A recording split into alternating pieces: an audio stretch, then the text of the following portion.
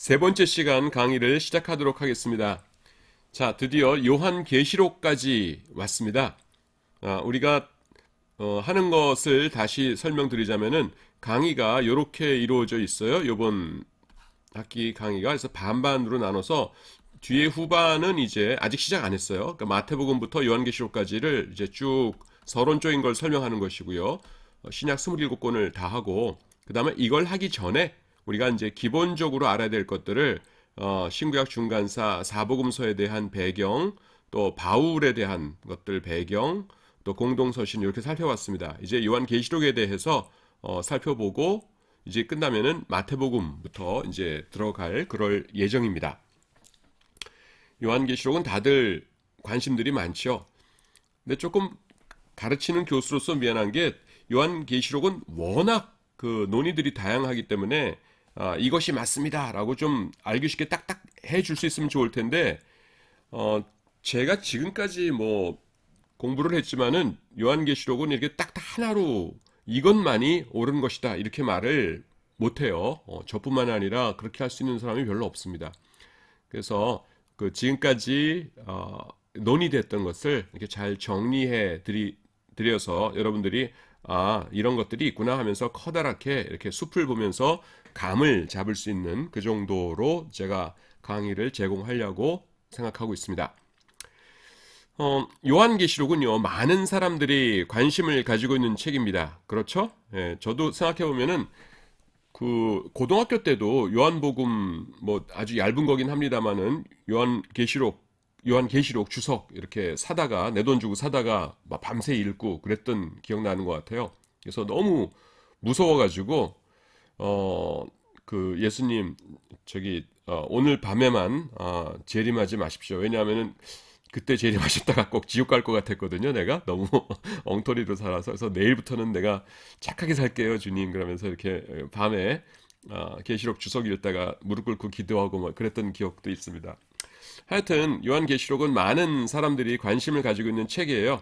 그런데 굉장히 어려운 책입니다. 그래서요, 이곳에서는 요 강의에서는 요한계시록을 읽기 전에 우리가 미리 알고 있으면은 좋을 내용들 그런 것을 이렇게 추려서 설명을 해드리려고 합니다. 그래서 여기서 좀 설명을 하자면 이래요. 요한계시록 외에 다른 책들은 어떠냐면은 우리 그 정통적인 신학을 가진 이 교회에서 이를테면 뭐 장로교, 감리교, 우리나라의 이제 주요 교단들이요. 그런 데서는 요한복음 몇 장 몇 절은 이렇게 해석해야 된다. 이사야서 몇 장 몇 절은 이렇게 해석해야 된다는 정답이 있어요.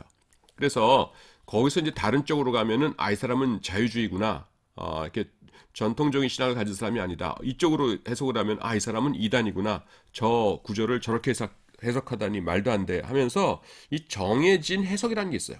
그런데 요한계시록은 어떠냐면 이렇게 파이프라고 생각하시면 됩니다. 이 안에서 이렇게 자유롭게 해석을 해도 돼요. 요 안에서. 그래서 이 해석의 범위가 넓어요. 이 범위를 벗어나게 되면은, 저 사람은 자유주의다, 이단이다, 그렇지만은, 이 안에서, 이렇게, 그, 해석할 수 있는 여지가 굉장히 넓은 책이 요한계시록입니다. 예를 들자면은, 요한계시록 20장에 보시면은요, 거기 천년왕국이 나와요. 천년.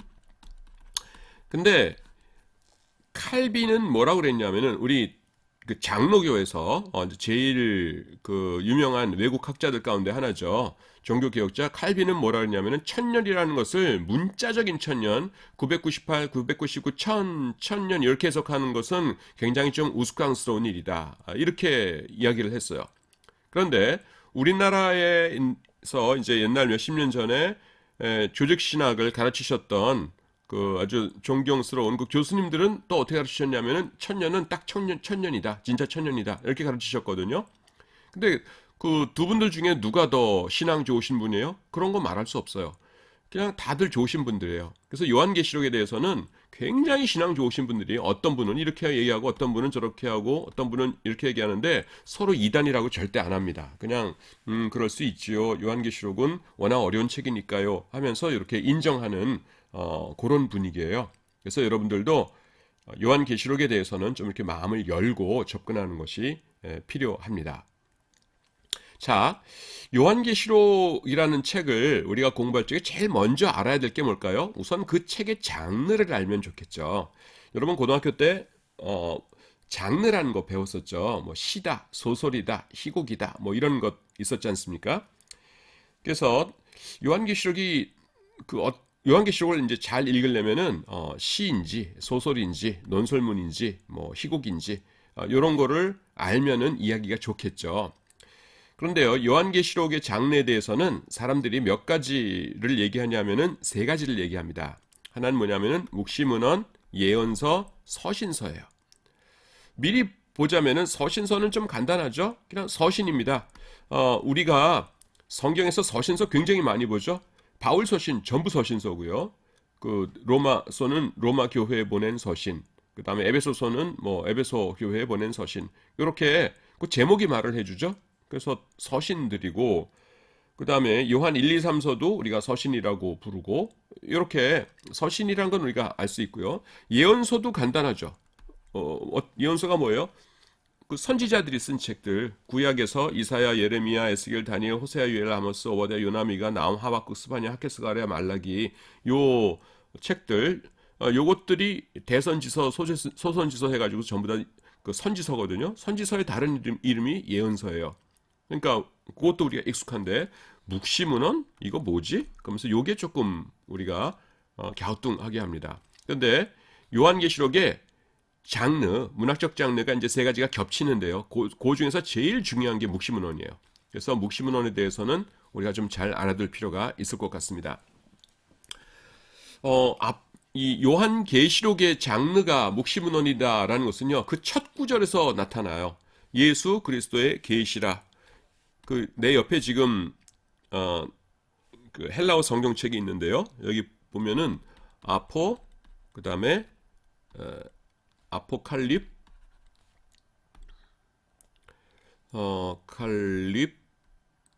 칼립시스 그다음에 예수 그리스도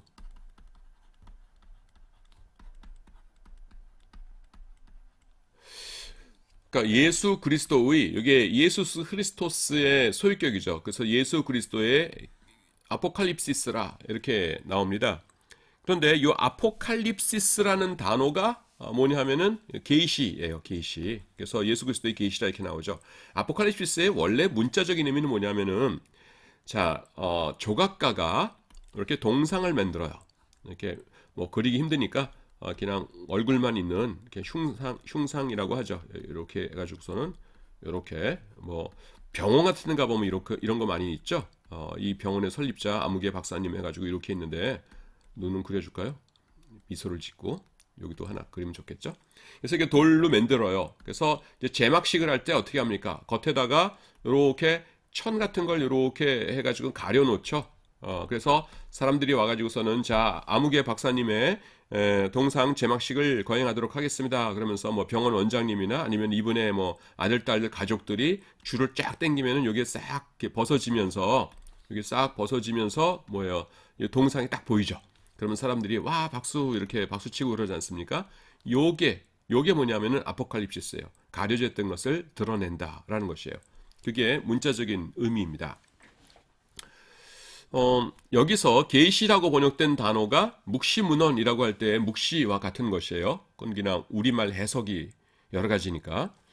묵시문헌이라는 것은 뭐냐면은 예언서, 선지서, 조금 전에 말씀드렸던 그 이사야, 예레미야서 이런 거의 특수한 형태라고 보시면 됩니다. 여기 이제 나타나는 것을요. 제가 강의할 때 흔히 그러는데 내가 일단 쭉 설명하고 그 다음에 문자로 된 거 다시 보면서 검토하죠. 일단 왜 그러냐면은 감 잡는 게 중요하기 때문에 그래요. 자, 그 내용과 형식에 있어서 다른데요. 형식을 기준으로 보자면은 묵시문헌이라는 건 뭐냐면은 일반 선지서의 진부분집합이에요. 묵시문헌은 뭐 이런 거 그 계시록 이런 거 같은 말이라고 했어요. 진부분집합이라는 게 뭐냐면 완전히 포함되어 있다는 거죠. 형식상으로 봤을 적에는 그게 뭐냐면은 여러분 선지자들에게 하나님께서 말씀하실 적에 언제 말씀하시냐면은 자 하나님께서 이 백성들에게 말씀을 하셔야 돼요.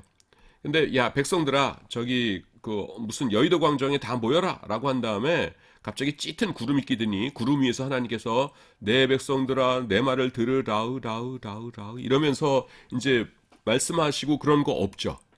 어떻게 하십니까? 하나님께서 한 명을 부르세요. 그래서 야 너 일리 와봐라 한 다음에 예 하나님 부르셨습니까? 그러면은 가가지고서는 내 백성들에게 이렇게 전해라. 그러면은 요 선지자가 그거를 외우든가 아니면은 그 기록을 하든가 해가지고서는 알겠습니다 하나님 한 다음에 다시 백성들에게 가가지고서는 백성들은 들으시오 주 여호와의 말씀이 내게 임하여 가라사대 하면서 이렇게 전하죠.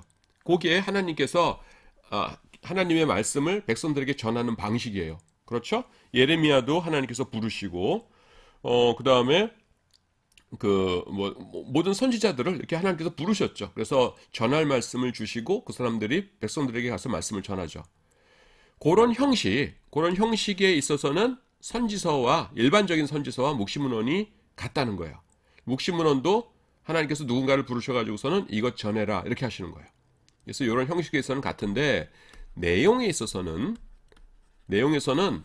일반 선지서와 그 다음에는 묵시문헌이 전혀 달라요. 여기가 지금 밖에 나갔었기 때문에 이렇게 그린 거예요. 네, 다시 그리자. 내용에 있어서는 선지서와 일반 선지서 그 다음에는 묵시문헌이 이렇게 전혀 별개로 이렇게 다릅니다. 그래서 묵시문헌이라는 게 보통 우리가 어떤 걸 얘기하냐면은 구약 같으면은요 그 스가랴서를 읽어보면은 도통 이해가 안 되죠. 뭐 희한한 거 나옵니다. 뭐 에바라고 하는 단지 같은 그 항아리 같은 것 속에 뭐 여인이 있고 그 다음에 두루마리가 뭐 그러니까 미터법으로 뭐 10m, 5m 이렇게 되는 두루마리가 이렇게 막 하늘을 날아다니고 뭐 이런 얘기들이 막 나와요. 그래서 무슨 소리야? 그러면서 굉장히 어렵습니다. 또 좀 기괴하죠. 좀 무시무시하고 그래서 좀 이렇게 무시무시한 게 나오면 묵시문헌이고 그 다음에는 평범하게 일반 선지서 이사야서 예레미야서 이런 데 보면 그냥 백성들에게 가서 너희는 회개하라 너희가 가난한 자들을 왜 이렇게 못 살게 구느냐 하나님께서 징벌하실 것이다 똑바로들 살아라 이런 내용이잖아요. 그러니까 그런 내용은 읽으면 금방금방 이해가 되죠. 그래서 그런 거는 선지서 그다음 묵시문헌은 좀 무시무시하고 그런데 묵시문헌과 선지서의 내용을 아주 간단하게 구별할 수 있는 기준이 뭐냐 하면은요. 요거 알아두세요, 여러분. 나라가 망하기 전이냐 후냐 하는 거예요. 나라가 망하기 전. 나라가 망하기 전이면 어때요? 자유가 있죠. 자유가 있으니까 이야기할 때에 뭐냐면은 그 마음대로 얘기를 해요. 그래서 하나님께서 아수로 무너뜨리실 것이다. 하나님께서 바벨론을 이제 나중에 가면 징벌하실 것이다. 그때지만은 지금은 너네 잘못하다가 혼날 것이다. 조심해라. 이러면서 그냥 있는 그대로 얘기를 해요. 근데 나라가 망했어요. 나라가 망해가지고서는 이렇게 쇠사슬에 묶여가지고서는 강제 노동하고 막 그런 매 맞고 이러고 있습니다. 그리고 항상 옆에는 아수르 사람이나 아니면 바벨론 사람들이 막 감시하고 이러고 있어요. 그런데 거기다 대고 얘기하면서 하나님께서 이제 앞으로 아수르 망하게 하실 거고 바벨론 망하게 하실 거고 이런 얘기 할 수 있어요? 그러면은 너 일로 와봐. 우리나라가 망한다고 바벨론이 망한다고 너 일로 와봐. 해가지고서는 무지하게 혼나겠죠. 그런 얘기 못 하겠죠. 그러니까 이 묵시문헌은 나라가 망한 후에 주로 쓰여졌기 때문에 어떻게 되냐면은 온통 상징들로 막 가득 차 있어요. 그런데 그 상징들인데 그게 뭐냐 하면은 유대인들끼리는 딱 하면은 알아들어요. 아, 저게 지금 무슨 얘기하는 거구나. 알아듣는데 그 다음에 외국 사람들은 들으면은 못 알아들을 그런 상징들로 가득 차 있어요. 그래서 이를테면은 요한계시록을 예를 들자면은 무너졌도다 큰 성 바벨론이요 이렇게 말씀하고 있거든요. 근데 유대인들끼리는 암호처럼 바벨론 하면은 딱 뭐를 알아들었냐 하면은 아 이거 로마 얘기구나 하면서 알아들었어요. 바벨론과 로마는 동급이에요. 왜냐하면은 이스라엘 역사 가운데서 여러분 그 성전을 무너뜨린 나라가 몇 나라예요? 달랑 두 나라밖에 없어요. 첫 번째는 뭐냐면은 BC 586년에 바벨론에 느부갓네살 왕이 와가지고서는 예루살렘 성전을 무너뜨렸고요. 그 다음에는 그 AD 70년에 로마의 디도 장군 티투스, 영어로는 타이터스라고 그러고 라틴어로는 티투스인데 그 사람이 와가지고서는 성전을 무너뜨렸어요. 그러니까 유대인들의 역사에 있어서 가장 큰 충격이 뭐겠어요? 이 외국 녀석들이 와가지고서는 성전을 무너뜨린 거 아니겠어요? 근데 그 나라가 바벨론하고 로마예요. 그러니까 둘은 유대인들 머릿속에는 그냥 똑같은 나쁜 놈들 이렇게 돼 있는 거예요. 그래서 요한계시록에서 무너졌도다 큰 성 바벨론이요 그러면은 이제 로마 무너진다는 소리구나 하고 자기들끼리는 알아요. 근데 그 로마 사람들은 모르겠죠. 바벨론 그 옛날에 있던 나라인데 뭐 어쩌라고 이러면서 그냥 무심코 지나갈 겁니다. 그런 식으로 이 묵시문헌은요 자기들끼리는 알아듣지만은 그 외부 사람들은 모를 그럴 상징들 이런 거로 가득 차 있어요. 그리고 나라가 망했기 때문에 또 나오는 특징이 뭐냐 하면은 이 묵시문헌에 나오는 특징이 뭐냐 하면은 윤리적인 것이 없어요. 윤리가 없고 여기는 윤리적인 교훈이 무지하게 많고요. 자, 나라가 망하기 전이니까 그들에게 뭐가 있어요? 자유가 있죠. 여기는 자유가 없어요. 나라가 망했으니까. 그러니까 자유가 있으니까 뭐가 가능해요? 결단하라 이렇게 말하는 게 가능하죠. 당신들 그렇게 살면 안 됩니다. 착하게 살아야 됩니다. 하나님의 말씀에 순종하면서 살아야 됩니다. 그렇게 살다 큰일 납니다. 어서 죄악된 악한 것을 버리고 하나님의 말씀으로 돌아오세요. 그렇게 살면 안 됩니다. 하면서 선지서에서는 얘기를 해요. 왜냐하면 망하기 전이니까. 자유가 있으니까. 그런데 여러분 생각해 보세요. 이제 나라가 망했습니다. 그래서 쇠사슬에 막 묶여가지고서는 끌려가가지고 이제 위험한 일 같은 거 막 하면서 채찍에 맞으면서 일하고 막 이러고 있어요.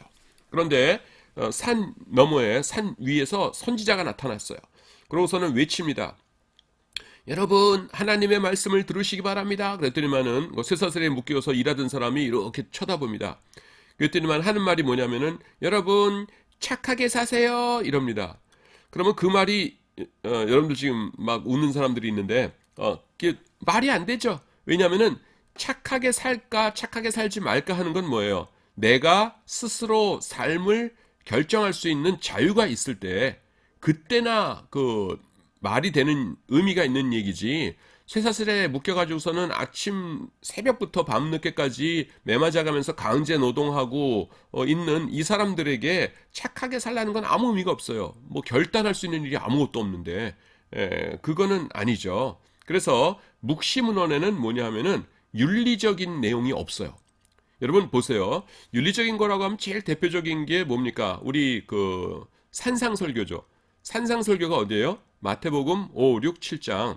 예수께서 무리를 보시고 산에 올라가 앉으신 제자들이 나온지라 입을 열어 가르쳐 가라사대 한 다음에 나오는 게 뭐예요? 심령이 가난한 자는 복이 있나니 천국이 저희 것이며 애통하는 자는 복이 있나니 저희가 위로를 받을 것이며 온유한 자는 복이 있나니 저희가 땅을 기업으로 받을 것이며 이렇게 하면서 어떻게 살아야 되냐 하는 것이 쭉 나오죠. 오른뺨을 찍어도 왼편도 돌려대고 오리를 같이 가고자 하는 자에게 심리를 동행하고 하면서 너네들이 하나님을 진짜로 잘 믿는 사람이라면 이렇게 살아야 된다라는 윤리적 교훈들이 나와요. 산상설교에는. 그런데 여러분 요한계시록 몇 번씩 다들 읽어보셨죠?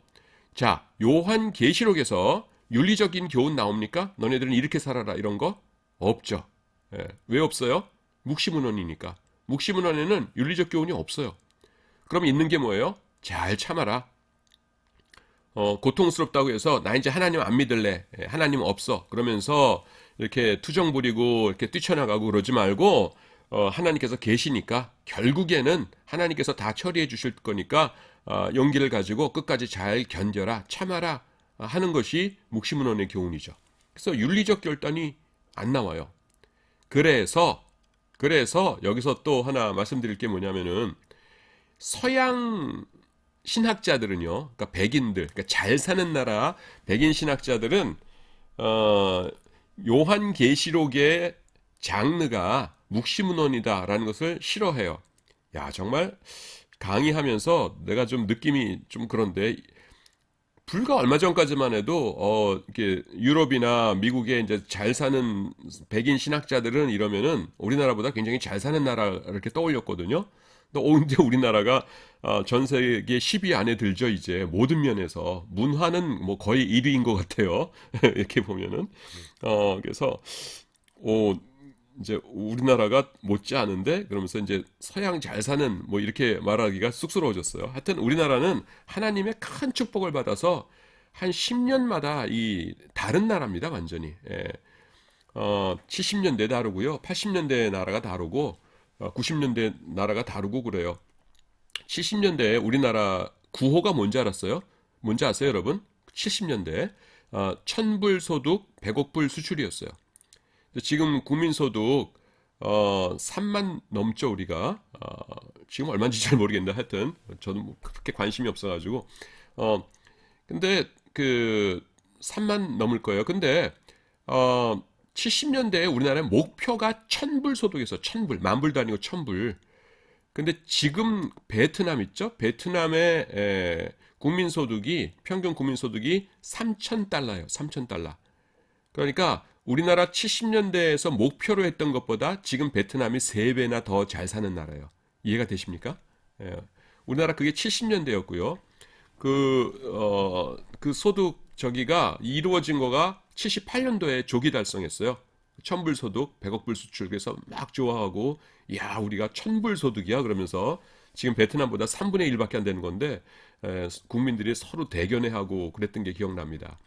근데 그 6.25 전쟁 끝난 다음에는 100달러도 안 됐었거든요. 우리나라가. 그 10배 넘게 잘 살게 된 거니까. 하여튼 여러분들 뭐 불만이 많겠지만은 여러분들 아버지 어머니 세대 정말 열심히 살았습니다. 그거는 여러분들이 인정해 주시면 좋겠어요. 뭐 불만들이 많겠지만 하여튼 자 그래서 그 이 서양 사람들은 이 윤리적 결단이 없다는 것 때문에 묵시문헌이 요한계시록의 장르라는 걸 싫어해요. 그게 무슨 말이냐면은 요겁니다. 그 서양 사람들은요 자기의 결단 하에 뭔가를 이렇게 스스로 책임지는 걸 좋아해요. 그래서 부흥회 할 때 보면은 그 차이가 납니다. 서양에서 부흥회를 하면 어떻게 하냐면요 이제 교회에서 목사님이 복음을 전한 다음에 자 이제 예수님을 믿기로 결심하는 사람들은 앞으로 나오십니다. 나오시기 바랍니다. 이래요. 그러면 내가 예수님 믿기로 했다 그러면 저벅저벅 걸어서 앞에 나옵니다. 모든 교인들이 보는 앞에서. 그러면 이분들을 위해서 기도합시다. 그러면 막 박수 쳐주고 이제 기도하고 이렇게 해요. 근데 우리나라 사람들은 그런 걸 굉장히 부끄러워하죠. 그래서 어떻게 하냐면은 이제 그 뭐 교회마다 이름은 다릅니다만은 뭐 총동원 주일, 뭐 이웃 초청 잔치 아니면 뭐 태신자 초청 잔치 이런 거 한 다음에 목사님이 복음 설교하신 다음에 뭐라고 그러세요? 자, 여러분 다 같이 눈을 꼭 감으시기 바랍니다. 눈을 꼭 감으시고 이제부터는 나도 예수님을 믿기로 결심합니다 하시는 분들은 오른쪽 손을 이렇게 들어서 표시해 주시기 바랍니다. 그분들을 위해서 기도해 주시겠습니다. 그러면은 예수님 믿을까 하는 사람이 이렇게 하다가 실눈을 뜨고 다른 사람 눈치를 이렇게 봐요. 그러다가 자기와 똑같은 처진 사람하고 눈이 딱 마주쳐요. 그러면 아이쿠 부끄러워라 하면서 손을 올리려다가 싹 내리고 이럽니다. 그러니까 우리나라는 이렇게 내가 예수 믿겠습니다 하면서 앞에 나서고 뭐 이런 걸 굉장히 부끄러워하는 그런 문화예요. 그런데 그래가지고 이 서양 사람들은요, 그러니까 내가 결단하고 내가 책임지고 내가 윤리적으로 결정하고 이런 거를 좋아하거든요. 근데 이 묵시문헌은 윤리적인 내용이 없어요. 그러니까 뭐 성경이 이래 하면서 묵시문헌이 그 저기 요한계시록이라고 그거는 아니지 하면서 이걸 싫어합니다. 그래서 조금 아까 이제 돌아갈게요. 조금 아까 이 세 가지가 있다고 그랬잖아요. 묵시문헌하고 앞에 슬라이드에서 예언서, 그 다음에 서신서라고 했잖아요. 그래서 그냥 못 사는 나라들, 옛날에 우리도 여기 속했지만은 그냥 못 사는 나라들에서 나오는 주석책에 보면은 요한계시록의 문학적 그 장르 하면 그냥 묵시문헌 그러고 끝이에요. 근데 서양 사람들이 쓴 책에 보면은 꼭 예언서, 서신서 뭐 이런 거를 같이 들먹입니다. 그리고 요거 또 한 번 또 설명해야겠네요. 그리고 묵시문헌을 서양 사람들이 잘 인정하지 않으려고 하는 그런 이유 중에 하나가 또 있는데, 첫 번째는 뭐냐면 윤리적 결단이 없기 때문에 그렇다는 거고, 두 번째는 지금부터 말씀드리는 거예요. 내가 강의하면서 여러분들 나 보이지도 않을 텐데 막 손 막 이렇게 제스처 하면서 강의하는 게 스스로도 웃겨요. 여기 이렇게 사진 나오게 하고서 강의할 수도 있는데, 그렇게 하면은 너무 많이 끊겨요, 그 본문을. 그래서 그냥 여러분들 내 목소리면 충분할 것 같아가지고는 그거는 기능을 사용하지 않고 있습니다. 또 내가 또 이렇게 뭐 그 비디오에 특화된 사람도 아니고, 그래서 내 얼굴 뭐 볼 필요 없어요. 그게 뭐냐면은 신구약 중간기 때 이제 구약이 있고, 그 다음에는 중간기가 있고 신약이 있지 않습니까? 이 중간기 때 이제 묵시문헌이 많이 쓰여졌는데요. 문학 작품으로서의 묵시문헌. 구약 때는 이제 진짜 묵시문헌이었고요. 근데 이때에 묵시문헌을 그다음에 쓰고 그 다음에는 읽고 한 사람들이 이 랍비들이 아니에요. 랍비들은 이 묵시문헌을 읽거나 읽지도 않고 그다음 쓰지도 않았어요. 그럼 누구냐 하면은 중하류층들이 묵시문헌을 쓰고 또 막 읽고 그랬고요. 종교적인 상류층들, 랍비들, 제사장들 이런 사람들은 뭐만 좋아했냐면은 그 모세 오경, 그리고 우리가 갖고 있는 구약 성경, 딱 그거만 읽었어요. 그런데 이 사람들이 뭐예요? 이 사람들이 중간기 시대 때 종교적인 주류층들이었죠. 그리고 성경을 사랑하는 사람들이었죠. 그러니까 학자들이 볼 적에 신구약 중간기 때 이 주류 랍비들 이런 사람들이 쳐다보지도 않았던 거가 요한계시록의 문학적 장르라고, 그건 좀 이상한데, 기분 나쁜데 이렇게 한다는 겁니다. 여러분들이 지금 그 내 설명을 들으면서 대충 감이 잡혀 하면 되는 거예요. 지금 내가 문자로 들어가지 않고 그냥 감 잡으라고 그 백지에다가 이렇게 막 그려가면서 설명을 했죠. 대충 감 잡았으면 돼요. 자, 이제 묵시문헌에 대해서 설명하도록 하겠습니다. 이미 설명한 게 다시 나올 수도 있고 또 새로운 게 나올 수도 있겠죠. 자, 여기까지는 제가 설명을 했고요. 나라가 망하기 전에는요, 선지자들이 평범한 언어로 백성들에게 하나님의 말씀을 전하면 돼요. 우상을 버리고 하나님께로 돌아오시오. 악을 그치고 선을 행하시오. 가난한 자들을 핍박하지 마시오. 뭐 이렇게 말입니다. 하지만 나라가 망하고 이제 쇠사슬로 끌려가가지고서는 종살이가 시작되고 나면은요, 그런 메시지는 전할 수 없게 됩니다. 왜냐하면은 앞에서 설명한 것들인데 두 가지가 크게 변했기 때문에요. 첫째는 뭐냐면은 윤리적인 메시지는 의미를 잃게 됩니다. 자, 다음 슬라이드 가기 전에 여러분 정답을 알죠? 왜냐하면 자유가 없으니까. 그쵸? 자, 선을 행하라는 메시지는요, 내가 선을 행할지 아니면은 악을 행할지 선택할 수 있는 자유가 있을 때에만 의미가 있는 것이에요. 그렇죠? 그런데 바벨론에 의해서 나라가 망해서 적국으로 끌려갔어요. 그곳에서 아무런 자유도 없이 쇠사슬에 묶여가지고서는 강제 노동에 시달리고 있는데, 그 사람들한테 선지자가 나타나가지고서는 착하게 사세요라고 말하는 것은요, 아무 의미가 없는 일입니다. 그래서 묵시문헌에는요, 윤리적인 결단을 촉구하는 그런 내용이 없어요. 둘째는요, 적들에 대한 직설적인 예언이 불가능해져요. 이스라엘이 로마에 의해서 나라가 망하기 전에는, 여러분 몇 년에 망했어요? BC 63년. 무슨 장군에 의해서? 폼페이우스 장군에 의해서. 우리가 그 신구약 중간사 맨 앞에 할 때 나왔던 거예요. 시험에 날지 몰라요. 로마에 의해서 나라가 망하기 전에는 하나님께서 로마를 치실 것입니다 라고 말해도 상관없어요. 그 자유 국가인데 그런 말 하면 어때요? 하지만 로마에 의해서 나라가 망한 다음에는 그런 말 할 수 있어요? 로마 군인들이 옆에 곳곳에 있는데 하나님께서 로마를 치실 것입니다 그랬다가는 당장 맞아 죽겠죠. 그래서 그런 말 할 수 없어요. 그렇기 때문에 이 묵시문헌에서는요, 윤리적인 결단을 요구하기보다는 현재의 고난을 잘 참고 견딜 것을 요구하고 있고요. 그리고 이 적들, 뭐 로마라든가 이런 적들에 대해서는 조심스럽게 상징적인 표현들을 사용해서 말하게 됩니다. 그런 책들이 등장하게 되죠. 이런 것들을 묵시문헌이라고 부릅니다. 여러분들이 묵시문헌에 대해서 조금 더 자세히 알고 싶은데요. 그럴 것 같은데 앞으로 계속 나옵니다. 묵시문헌. 왜냐하면 중요하기도 하고 그 다음에 요한계시록의 주 장르가 묵시문헌이고요. 그 다음에 요한계시록을 배울 때 아니면은 묵시문헌이라는 것을 다룰 일이 없어요. 마태복음부터 유다서까지는. 그래서 여기서 자세하게 다룰 겁니다.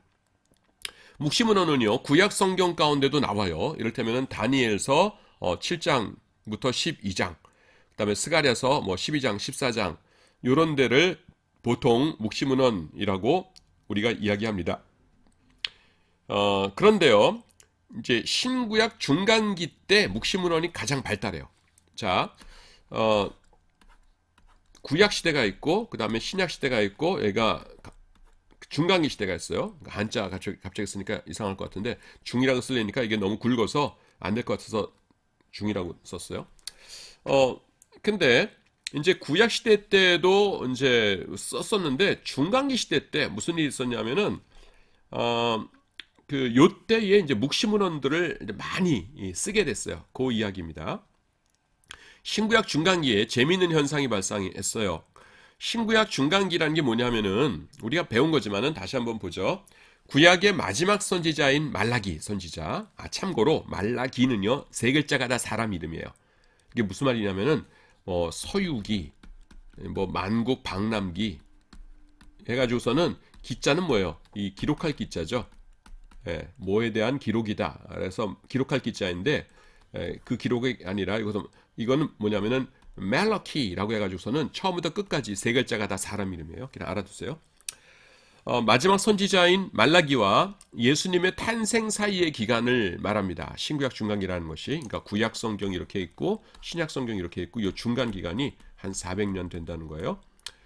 한 400년 정도 됩니다. 이 기간에 유대인들은요 많은 어려움을 겪었어요. 처음에 망한 게 아수르, 그 다음에 바벨론, 그 다음에 메데 파사제국, 그 다음에 알렉산더 대왕의 나라들, 그다음 로마 해가지고서는 그냥 줄줄이 어려움을 당했어요. 그런데 하나님께서 선지자를 보내주시지 않았어요. 어려움 당하니까 선지자들 좀 보내셔가지고서는 얘들아 고생이 많다, 조금만 참아라 이래 주셨으면 좋았을 텐데 아무도 안 보내셨어요. 그러자 이제 지도자들은 애가 탔어요. 백성들을 위로하고 그들에게 고통을 견딜 힘을 주어야 되는데 하나님의 계시를 받은 선지자가 나타나지 않은 겁니다. 그래서 어떻게 했냐면은 그 중에 일부가 직접 묵시문헌을 쓰기로 했어요. 에라 그냥 내가 쓰자 하면서 하나님의 계시는 못 받았지만은 그냥 내가 문학 작품으로 창작품으로 이거를 쓰자 이렇게 된 겁니다. 그래서요 구약의 묵시문헌은 하나님의 영감을 받은 선지자들이 쓴 것이지만요 이들은 중간기 시대의 이 작가들은요 그냥 자신들의 상상력을 동원해서 문학 작품을 쓰기로 한 겁니다. 왜 그렇게 했냐면은 그래야만 백성들을 위로할 수 있었기 때문이에요. 백성들 지금 막 너무 힘들어가지고 헉헉거리는데 하나님께서 선지자는 안 보내주시는 거예요. 이러다가 백성들이 나 이제 하나님 안 믿어 하면서 그냥 다 나가버릴 것 같아요. 그러면 안 되잖아요. 지옥 가잖아요. 그러니까 어떡하나 이렇게 하다가 그럼 내가 쓰자 이렇게 된 겁니다. 그런데요 그냥 자기가 상상을 발휘해서 쓴 건데 그 책들이 효력을 발휘했어요. 백성들이 그 책을 읽으면서 정말로 위로와 힘을 얻은 것입니다. 왜 그랬어요? 백성들은 그 말씀이 진짜인 줄 알았으니까. 일반 백성들은 순박하니까 그냥 이렇게 소설처럼 이렇게 막 창작으로 쓴 건데 그걸 진짜인 줄 알고 막 힘을 얻은 거예요. 여러분 왜 그 드라마 보면은 드라마에서 악역하는 배우들 있잖아요. 악역하는 배우들이 시골 같은 데 가면 할머니들이 와가지고서는 이 나쁜 놈 하면서 막 등짝 때리고 그런다고 그러죠. 왜냐하면 그 할머니들은 그 배우가 드라마 속에서 하는 거가 진짜인 줄 아시는 거예요. 그래가지고서는 그 배우 나쁜 놈 왔다 그러니까 내가 그럴 수 있어 그러면서 등짝 때리고 누구 좀 그만 괴롭히노 막 그러면서 할머니들이 막 등짝 때린다고 방송에 나와서들 그래요. 근데 옛날 이제 백성들은 정말로 그걸 믿었던 것이에요. 그래서 위로와 힘을 얻고 그래 내가 하나님 잘 믿어야지 이렇게 된 겁니다. 그러니까 많은 사람들이 문헌을 저술했어요. 그래? 그럼 나도 써야겠군 해가지고서는 그 결과 요 신구약 중간기에요. 묵시문헌이라고 하는 하나의 문학적 장르가 형성되게 되었습니다. 그런데요, 여기서 우리가 기억하고 넘어가야 할 특징이 있어요. 조금 전에 내가 얘기했던 건데, 그건 뭐냐면은 종교적인 엘리트층, 어떤 사람들이에요? 뭐 랍비들, 제사장들 이런 사람들이죠. 이 사람들은요, 묵시문헌에 전혀 관여를 하지 않았다는 것입니다. 이 랍비와 제사장 등의 종교 엘리트층은요, 오직 토라, 즉 구약 성경에만 관심을 기울였어요. 그들은요, 이 묵시문헌을 쓰지도 않고 읽지도 않았습니다. 이 신구약 중간기 때 이 묵시문헌은요, 평민들이 생산했다는 건 뭐예요? 쓰고 소비했다는 건 뭐예요? 읽었다는 거죠. 그랬던 문화운동이었습니다. 그래서 신학자들 가운데 이 묵시문헌은 주류 유대인들이 엘리트들이 읽던 것이 아닌데 요한계시록이 묵시문헌이라고 기분 나쁘군 이렇게 생각하는 사람들이 있다는 거예요. 자, 여기서 내가 강의하다가 요거는 내가 내 사랑하는 학생들에게 꼭 알려주고 싶은 것이군 하면은 조금 설명을 하는데요. 여기 토라라는 것 좀 설명할게요. 여러분들이 토라라는 말 굉장히 많이 듣죠. 그래서 토라라는 단어에 대해서 좀 이렇게 설명을 좀 할게요. 이건 그냥 부연 설명이에요. 자, 토라 영어로는 T-O-R-A-H 이렇게 나옵니다. 자, 토라가 뭐냐 하면은요, 그 네 가지 의미가 있어요. 내가 학생들에게 강의 시간에 설명할 때 이렇게 4단 케이크를 그리는데 1단, 2단, 3단, 그 다음에 4단 이렇게. 그리고 요 위에다 뭐 신랑 신부 이렇게 인형 있고 그리고 나중에 이렇게 막 칼로 이렇게 자르고 그러잖아요. 요게 그거예요. 그래서 토라가 4중의 의미가 있어요. 그래서 제일 위에 가장 좁은 의미로의 토라가 뭐냐면은 잠깐만요. 그림을 조금 더 예쁘게 이렇게 만들기로 하죠. 이렇게 쌓고 이렇게 쌓고 이렇게 쌓고 좀 더 그럴듯하죠? 벽을 쌓으니까 아닌가? 요건 뭐냐면은 모세오경이에요. 그래서 가장 좁은 의미로 토라 그럴 적에는 모세오경 뭐예요? 창세기, 출애굽기, 레위기, 민수기, 신명기 그거를 토라라고 그러고 그 다음에 조금 더 넓은 의미를 사용할 적에는 구약 성경 전체를 토라라고 그래요. 그러니까 내가 왜 이렇게 케이크로 그러는지 알겠죠? 구약 성경에는 모세오경이 포함되잖아요. 진부분집합으로. 그래서 모세오경 포함, 그 다음에 플러스 나머지 책들에서 구약성경이고요. 그 다음에는 뭐냐면은 구약성경 플러스 여기 뭐가 들어가냐면은 탈무드가 들어가요. 탈무드. 그래서 탈무드까지를 합해서 토라라고 그러고요. 그 다음에 나머지 제일 넓은 의미로 토라라고 할 때는 뭐냐면은 종교문헌 전체입니다. 종교문헌. 그러니까 이를테면은 뭐 여러분들 잘 모르겠지만은 뭐 미드라시, 뭐 토세프타, 뭐 버라이토트 뭐 이런 것들이 있어요. 그냥 몰라도 좋아요. 이제 그런 것들을 전부 합해가지고서는 토라라고 부를 때도 있어요. 참고로 여러분들이 지금 열심히 뭐 필기하고 그러면서 필기하기 귀찮으면 제일 좋은 게 뭐냐면 화면 있죠. 화면 캡처를 하든가 아니면은 그 핸드폰으로 사진을 찍으세요. 그러면은 굳이 필기할 필요 없죠. 나는 필기해야 외우는 게 좋아요. 외우는데 좋고 그게 좋아요. 고등학교 때부터 습관이에요. 뭐 그런 사람은 필기하든가요. 그런데 나중에 시험은 내가 이렇게 엑스트라로 이렇게 설명한 이런 거에서는 안 나옵니다. 반드시 문자로 되어 있는 곳에서만 곳들 중에서만 시험이 나요. 그러니까 이렇게 돼 있는 거는 그냥 내가 설명할 때 그냥 여러분들이 즐거운 마음으로 들으면 되는 거예요. 그래서 토라는 요 네 가지 요 층이 있어요. 모세오경, 그 다음에 모세오경 플러스 나머지에서 구약성경 전체, 그 다음에 구약성경에다가 탈무드까지 합한 거, 그 다음에 종교 문헌들 전체. 그런데 토라라는 용법이 제일 많이 사용되는 게 요 두 가지입니다. 모세오경 아니면 구약성경. 그런데요, 이 자기들끼리도 헷갈리는 거예요. 유대인들이. 그래서 어떤 사람이 토라 어쩌고저쩌고 해서 듣는 사람은 지금 모세오경 말하나 보다 했는데 그 토라 중에서 이사야가 말하기를 뭐 이러는 거예요. 아, 그러면은 이사야 얘기 나오는 거 보니까 모세오경 얘기는 아니라 구약성경 전체 얘기인가 보군, 이렇게 되는 겁니다. 그래서 자기네들도 헷갈려요. 그래서 우리가 제일 많이 사용하는 이 두 개 중에서 하나는 이름을 따로 지어주자라고 한 거예요. 그래서 모세오경은 놔두고 요 우리가 갖고 있는 구약성경 있죠? 구약성경의 이름을 새로 지어줬어요. 그게 뭐냐면은 타나크예요. 이상하죠? 타나크. 타나크는 뭐냐면은 그러니까 구약 성경이 어떻게 되냐면 모세 오경이 있고요. 그 다음에 선지서가 있고, 그 다음에 나머지 성문서라고 그러는데 나머지 글들이 있거든요. 그래서 모세 오경의 이 뭐예요? 토라죠. 그러니까 T.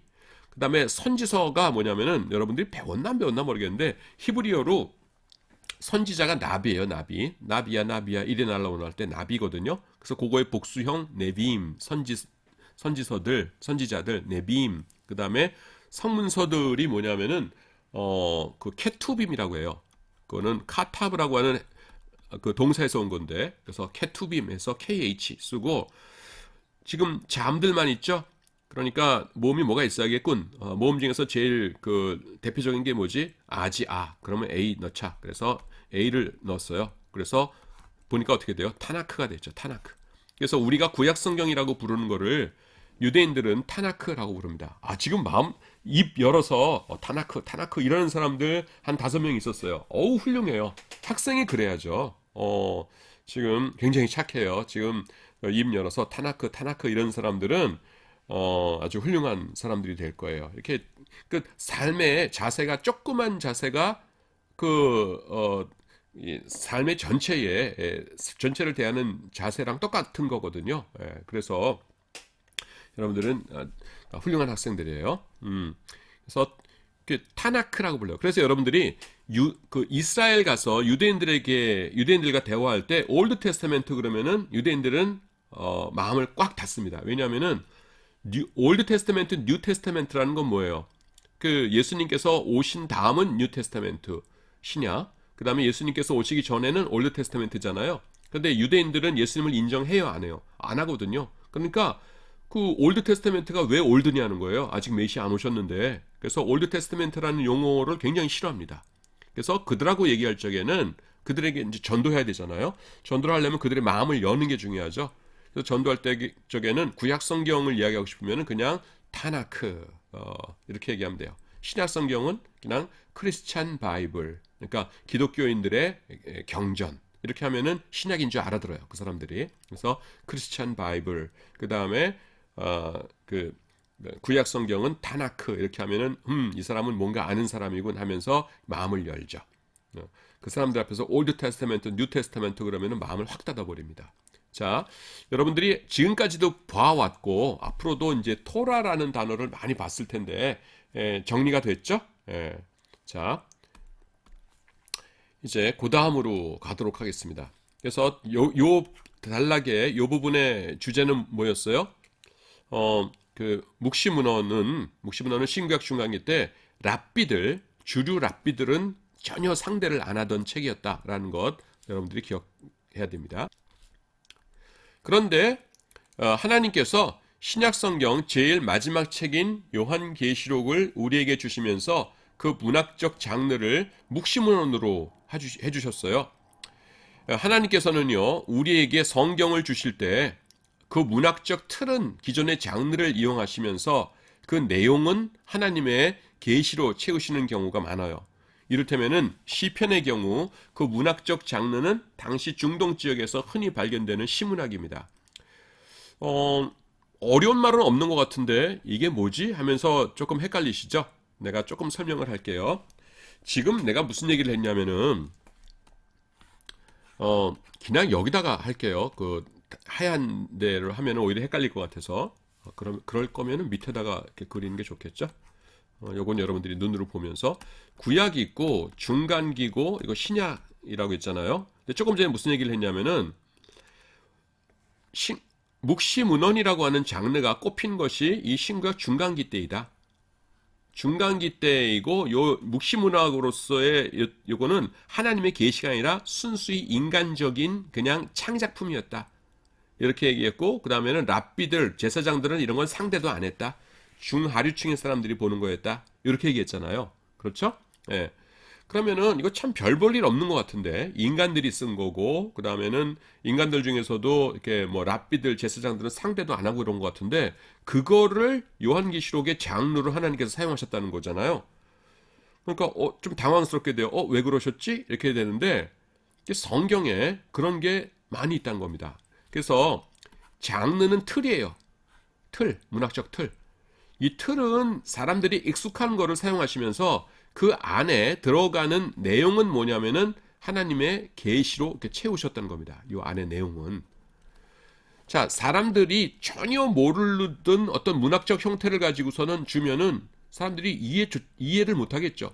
그러니까 신약 시대 사람들이 이 묵시문헌이라고 하는 문학적 틀은 익숙하니까 그래 틀은 내가 그걸 사용하마 하시고 그 대신에 그 내용은 안에 들어가 있는 내용은 나의 계시다라고 하면서 하나님의 계시를 쏟아 부어 주셨다는 것입니다. 근데 이거는 흔해요. 성경을 기록할 때 구약도 그렇고 신약도 그렇고 이제 그런 내용은 흔한 겁니다. 쉽게 말해서 서신서요. 사도 바울이 서신서, 그게 성경인데 그 일반 보통 사람들이 흔히 쓰던 서신의 그 틀이잖아요. 내용이 하나님의 계시인 것이고. 그래서 이를테면 구약 같은 경우에도 시편 있죠. 시편에 보시면 뭐가 많이 나와요? 평행법이 많이 나오죠. 평행법. 이거를 뭐라고 하냐? 이게 패러렐리즘인데.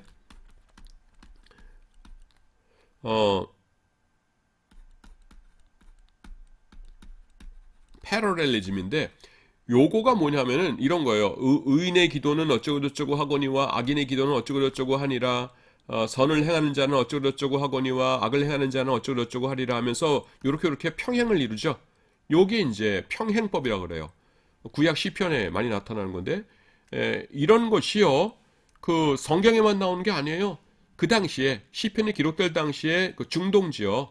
이게 문헌들 이렇게 토판 뭐 문서 이런 거 보면은 이런 거 흔하게 나오는 겁니다.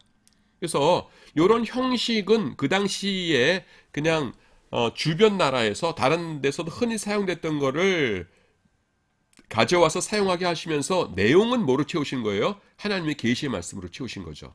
그래서 요한계시록이 문학적 장르가 묵시문헌이라고 할 때에 그 묵시문헌이라고 하는 그 틀, 하나님의 계시의 말씀이 담긴 그 틀은 신구약 중간기 때 그냥 일반인 보통 사람들이 사용하던 것, 사람들이 익숙하던 거를 사용하시면서 그 내용은 하나님의 계시로 채우셨다라는 것입니다.